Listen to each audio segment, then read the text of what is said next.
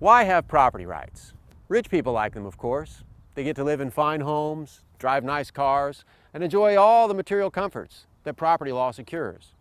Property rights aren't just for the rich, however. They serve us all.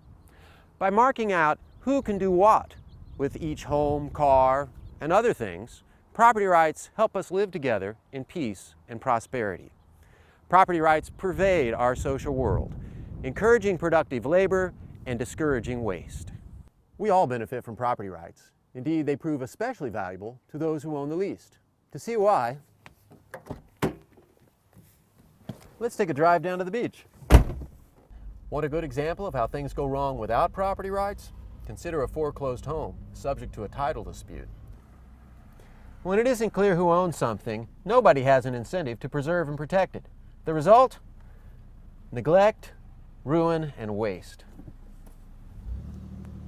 Property rights help us avoid conflicts over all sorts of resources, from houses to cars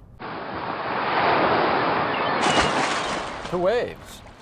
Basically, even the best break only provides a certain number of rideable waves.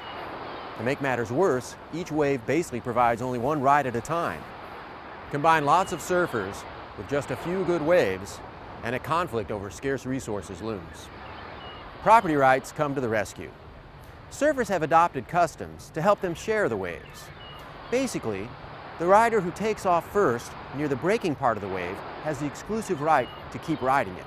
But if that surfer falls, or misses the wave, or gets caught in the foam, the next surfer can take over. In this way, surfers can share the waves without having them go to waste. In effect, surfers respect property rights in waves. Indeed, if one surfer takes off on another surfer, the surfer in the right will yell, "My wave!" Harsher words or even physical blows might follow if the trespass continues. Property rights in waves may not last long, but surfers take them very seriously. Classical liberal scholars take property rights seriously too. To find out why, let's hit the books. These days, happily, almost everyone understands that property rights encourage economic growth. Classical liberal thinkers, however, have an especially profound appreciation of where property rights come from and why they matter so much. Classical liberals see property rights as more than simply privileges created by benevolent and far-seeing politicians. Nobel Prize-winning economist Friedrich Hayek placed the origin of property rights even before history itself. There can be no question now that the recognition of property preceded the rise of even the most primitive cultures, and that certainly all that we call civilization has grown up on the basis of that spontaneous order of actions which is made possible by the delineation of protected domains of individuals or groups.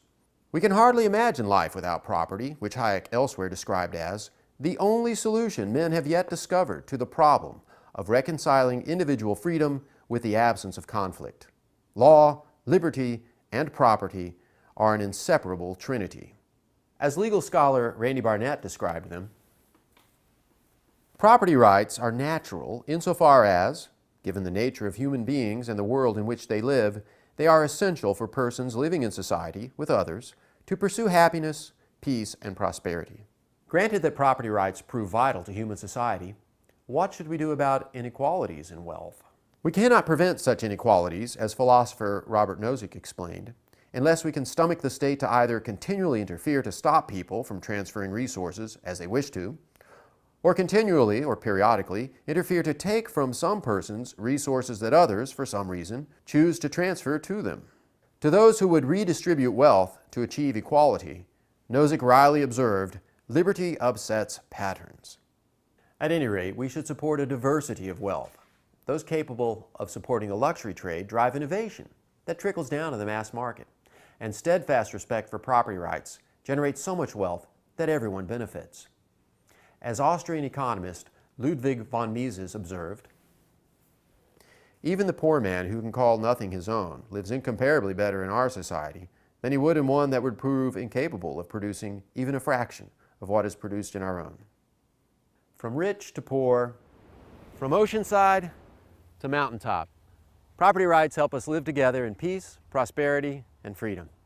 We can all appreciate that.